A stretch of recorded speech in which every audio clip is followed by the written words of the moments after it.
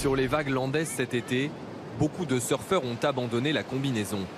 D'habitude, il faut quand même une combinaison en néo, 3-2. Mais là, non, en short. Short et sans t-shirt, ça va. Pour les plus courageux, sans t-shirt.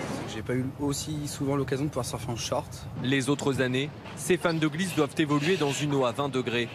Mais ces derniers jours, surprise, l'océan Atlantique affiche ici fièrement ses 23 degrés. 3 petites unités, mais une grosse différence pour les habitués. C'est très agréable, je crois que jamais elle a été aussi chaude. Par rapport à la Bretagne, oui, ces derniers temps surtout, elle était pas chaude, mais ici elle est vraiment excellente. Là en maillot, c'est super bon. Cette température élevée est similaire à celle de la Méditerranée sur les côtes varoises. Une situation quasi inédite, liée évidemment au beau temps. Depuis quelques semaines, on a des températures qui sont vraiment très bonnes dans la journée. Elles baissent assez peu dans la nuit, donc ça ne fait pas baisser la température de l'eau. Mais pour ce spécialiste de la mer, la chaleur de l'air n'est pas la cause unique.